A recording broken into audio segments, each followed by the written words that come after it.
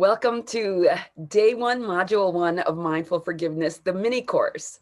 Today is going to be a little bit longer than the subsequent 5 weeks because we want to get through a couple of additional pieces of information. For example, there's some of you guys who really want to know, like, where is this information coming from? So my name is Joey Reese, and I've been doing mindfulness work for the last 5, 6, 7 years, teaching informally, teaching youth, teaching workshops and trainings like this. And I've been trained through Dr. Fred Luskin in forgiveness work and Dr. Tao Lei from University of Manoa in the mindfulness work.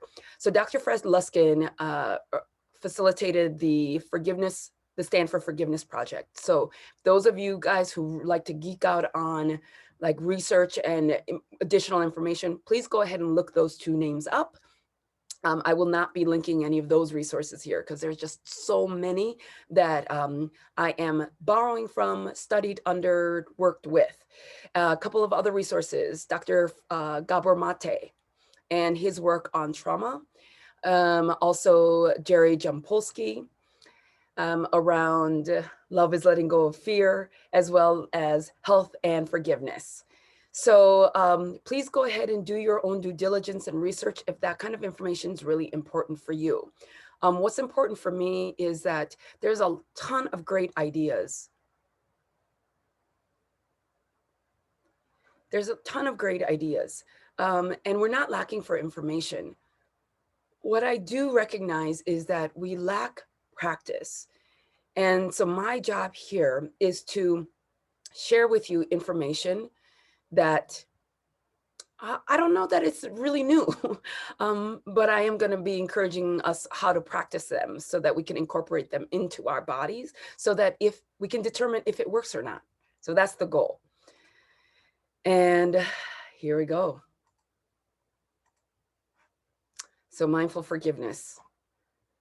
Breathe and let go to live life on purpose. There's a lot of constriction in the way that people are walking through life. So not only holding their own breath, right, but really feeling this tightness. And then I see it all around in the way that we're reactionary versus responsive. So this training is in an effort to help alleviate some of that and encourage us to breathe a little bit more, let go a little bit more so that we can live a little bit freer and filled with a little bit more joy. So today's focus is on mindfulness. I'm going to be doing some definitions of mindfulness, forgiveness, describing some of the practice and assigning some homework. And this is where we start. Most of us, either big T or little t, most of us have experienced some sort of experience in our life where we felt unsafe. So this event has occurred that has separated me from this feeling of safety, either physical safety, emotional, mental, spiritual safety. And so this felt sense of safety or dignity or belonging has been removed from us. And those of us who are really skilled and have a lot of support around us and have done some work might have been able to bridge some of that gap. There's a lot of us who didn't at the time of that trauma have the skills to do that mending or repairing, in which case we've been carrying those suffering, those stories around, and that is what we're calling suffering, the state of undergoing pain, distress, or hardship. And this is not to be used as a diagnostic tool for anybody else. It's not for the other. This is for us. So I'd like for you to look at the next set of slides that are coming up and seeing how the echoes of trauma, perhaps, or the ongoing suffering may be showing up in your life. So are any of these things true for you? You feel any kind of resistance to positive change, need for control, deep fear of failure, aversion to success, lack of concentration, inability to ask for help, hurting yourself or others. So this training, you guys, is not meant to serve for that part that might need therapy or counseling or medical treatment. Okay, if this is a genetic thing or a chemical imbalance thing, this training or any other training or journaling and none of those good ideas is going to be helpful. So this is for about the 40% that we do have some sense of control over. So if you're working with a therapist and it's helpful to you, please continue. If you need to seek further support or attention, please do that. It's really important for us to kind of figure out where we are and get the support that we need. There's so many of us out here in pain and kind of trying to muscle through it on our own. So if this feels like a good idea and yet we need some medical attention, then we might be setting ourselves up, right? Thinking that if I just take this training, then I'll feel better. A lot of cases that's true, but there are some cases where we're going to need additional support. So please make sure that you're aware of that. So this is what I'm talking about, is that if I'm looking around, I can say, this is my reality, right? And it might be really close to or really far from what I think my reality should look like at this point in time. Like, there's a lot of language in our culture around that. And then depending on if I think it's good or bad, then I might say some things like, oh, why me? This always happens to me. Why not me? Why never me? If only. And then I might think about it a lot, ruminate over it. And then I might blame a person, place, or thing, or life situation, or that external event right now, COVID, yeah, for my unhappiness, my inability to connect. I might point to whatever perceived deficit I might have in my life, and I might blame that thing as a reason. And this is what I'm referring to as suffering. And it has many faces, many ways of feeling inside. So the way that I might feel it, which is the first image of that burning fire. And then I might say, well, she's not really suffering because they're quiet. I don't see that, the same thing that I feel in me. So this is not an othering. This is not an opportunity to go, well, you're not really suffering. This is not for an external event. This is for us to determine, where am I? What am I feeling? There's many different faces to suffering. But essentially, for all of us, this is what it takes.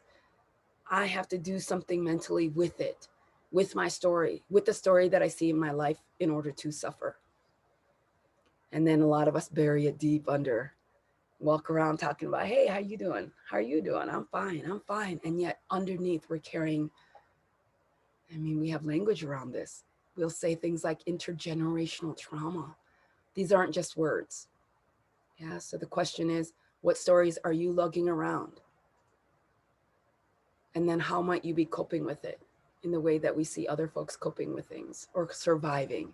So there's many of us who have been surviving for so long and will say things like, oh, I'm strong, I can handle this, right? But that strength of that coping mechanism isn't the same thing as healing or restoring to wholeness. So suffering, not the trauma, is a state of mind and therefore a choice. And that's the premise of this workshop.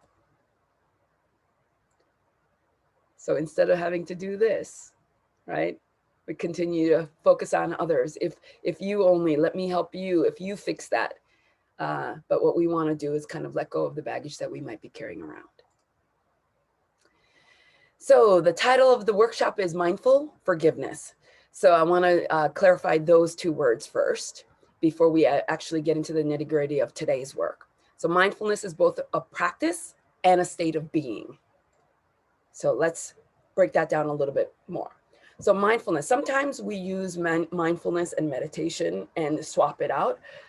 So for this case, mindfulness as a state of being is about paying attention to this present moment, no matter what it is, with acceptance or without judgment, whichever wording works best for you. So mindfulness is about being present in this moment, no matter what, with acceptance in this moment. So not time traveling with our brain into the past or the future. And when we catch ourselves traveling into the past or into the future, that we anchor ourselves and bring us back to this moment right now in your body. And we do that through breath. So today's practice, your homework, will be to find a practice that might work for you. So I have suggested a 3-minute practice that I will link below. So this is where we might be practicing if we were together, but for today, that's your homework assignment number 1. And above all else, after you come out of practice, just be aware what you notice in your sensations, in your bodies, your thought. Yeah. But the overall impact of building a mindfulness practice through perhaps a formal meditation practice, like sitting and breath for 3 minutes at a time, Eventually working up to 20 minutes is our goal. These are the overall impact. There's lots of research on mindfulness. So if you need the nitty gritties, you guys, go ahead and do your own research. But as we know, if you guys are teachers, for example, so much of mindfulness practice is built into the social and emotional learning curriculum. And you might actually specifically have mindfulness curriculum that you are being asked to use. Here are some recommendations for free or apps that have free pieces available to you. My personal practice, I use Oak. It's on the Apple platform, and I dig it. I just use a timer so that I don't have to think about that, and I sit. If you guys are interested in joining a group Monday mornings for the first 3 months of this year, I am hosting a 6 a.m. meditation course, so feel free to join us. So forgiveness, what it is not. So the way that we use forgiveness in this training, mindful forgiveness, it's not about condoning unkindness. It's not about forgetting that something painful happened. It's not excusing poor, reckless, or violent behavior. It's not an outwardly or a religious experience, not in the way that we're talking about it here. It's not denying or minimize suffering. It's not reconciliation, justice, kumbaya. It's none of those things. Forgiveness is not about, doesn't exclude or preclude judgment. So forgiveness is not those things. So the way that we're talking about here, it is about obtaining that peace when we let go of unresolved grievances. So it's like making space in your heart for something else. It's letting go. It's reclaiming your power. It's about healing, the process of moving from a victim in your life to hero in your life. It is for you and not the offender. So it's not about forgiving somebody else. It's about forgiving. It is a choice, and it is a skill that everyone can learn. So that's how we're talking about forgiveness. And I'll reiterate that as we go. Again, that is then the remedy to that suffering. So cultivating mindfulness and then choosing to let go is the answer. And so there are 7 steps that we're going to be going through this mini course, and we'll be approaching step number 1 today, which is the grievance story. So that suffering, that trauma that we might have experienced, we are storytellers.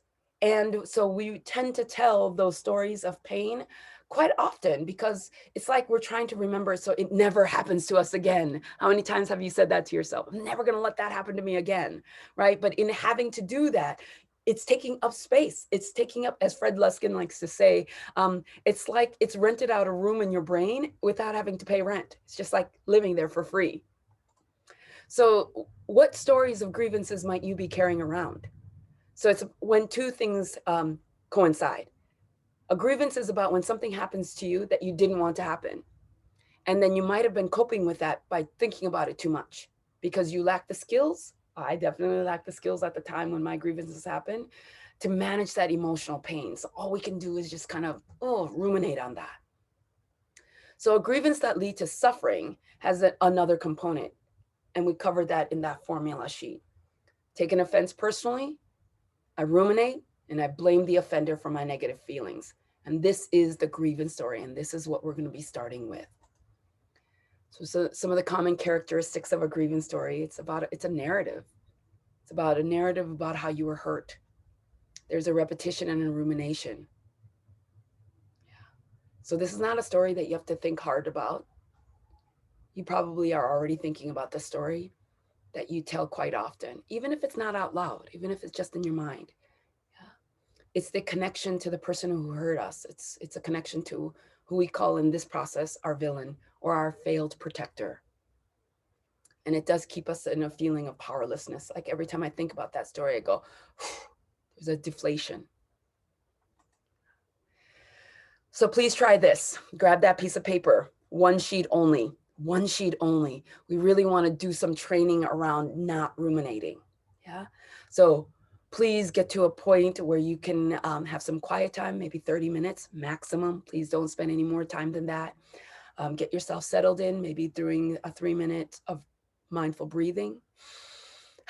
And then just write. Start. And if you get to the end of the page, stop. If you're only halfway through the page and the timer goes up, stop. So please make sure that you're using that container and then just see how that feels for you. When you're in group with me, then we would read those stories out loud to each other. But just the process of journaling, there's a lot of phenomenal research around getting it out of the ruminating brain into a structured format. And that's what writing does for us. So notice how that feels. And that is your homework. 3-minute mindfulness practice, and then writing your grievance story. And then I'll see you back here next week, and we'll talk a little bit more about that. All right.